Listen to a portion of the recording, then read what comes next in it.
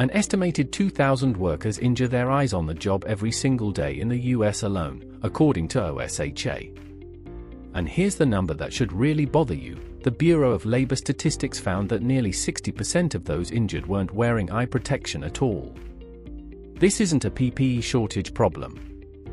It's a PPE selection problem. Today, how to actually match protective equipment to the hazard in front of you. Welcome to Toolbox Talk TV. Industrial safety, one topic at a time, backed by real numbers, not guesses. Today it's PPE selection by hazard type, across oil and gas, petrochemical, fertilizer, and power plant work. Let's break down how to actually choose the right gear. Here's the uncomfortable truth in the data. According to OSHA's most recently published enforcement figures, from fiscal year 2024, covering October 2023 through September 2024, eye and face protection remained one of the top 10 most frequently cited standards nationwide.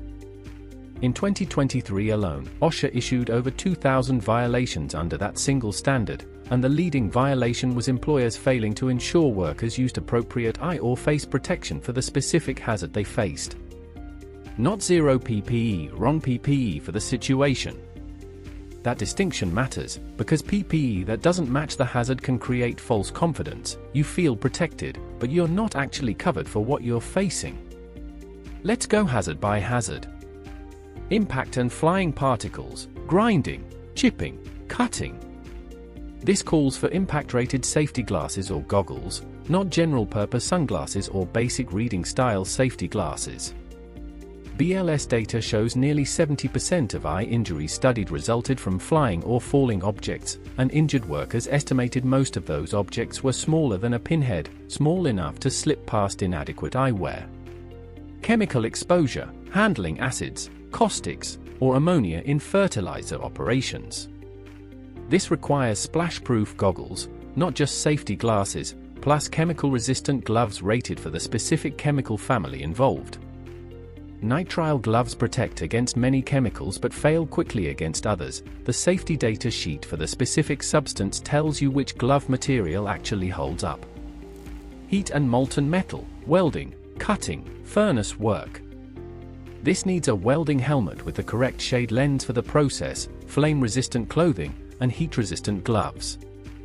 A standard leather glove that's fine for general handling can fail rapidly against molten splash.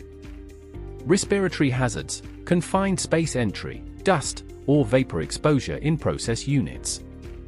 Respiratory protection is consistently among OSHA's top 5 most frequently cited standards in recent years, and the specific respirator, from a simple dust mask up to a full supplied air system, depends entirely on what contaminant is present and at what concentration. Guessing here is not an option, it requires actual exposure monitoring data. Noise, compressor stations, turbine halls, high-pressure venting. Hearing protection needs a noise reduction rating matched to the actual decibel level measured at that location, not just any earplug pulled from a box. Hand hazards, cuts, abrasion, pinch points, chemical contact. Glove selection should follow a cut resistance rating system matched to the specific task, not a single all-purpose glove used for every job on site. Here's a pattern that shows up repeatedly across fertilizer and petrochemical operations.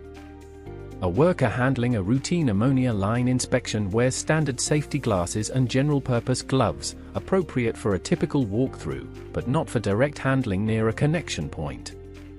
A minor valve seal fails during the check, releasing a small amount of ammonia vapor and liquid.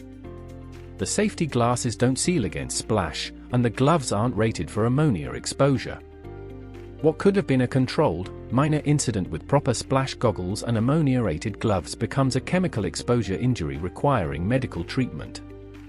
The PPE wasn't missing. It was the wrong category of protection for the specific hazard present at that exact task, which is exactly the gap OSHA's enforcement data keeps identifying as the leading violation type, not the absence of PPE altogether. 3 mistakes that show up constantly. Mistake 1. Using general-purpose PPE for a specific hazard. Basic safety glasses instead of chemical splash goggles. general work gloves instead of chemical-rated or cut-resistant gloves matched to the actual task. Mistake 2. Not checking the safety data sheet before selecting gloves or respirators. The SDS for the specific substance tells you exactly what protects against it. Guessing based on what protected against something else is how the wrong material ends up on someone's hands. Mistake 3. Treating PPE as the primary control. As we've covered before on this channel, PPE is your last line of defense, not your first. Ventilation, isolation, and engineering controls come first. PPE selection matters most for the residual risk that remains after those controls are in place.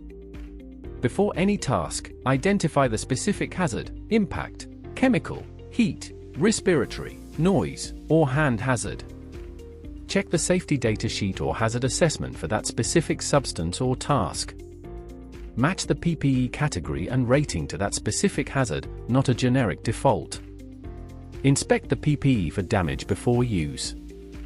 And confirm proper fit. PPE that doesn't fit correctly doesn't protect correctly, regardless of its rating. That's PPE selection, matching the actual gear to the actual hazard, backed by real enforcement data showing this exact gap is one of the most common violations across the industry. Next video, we're covering near-miss reporting, why it matters, and why the plants that report the most near misses are often the safest ones, not the most dangerous ones. If you're finding these safety talk videos useful, please like this video and subscribe to Toolbox Talk TV so you don't miss the next one. And drop a comment, what's the PPE mismatch you see most often on your site? I want to hear the real examples. Stay safe out there, and I'll see you in the next one.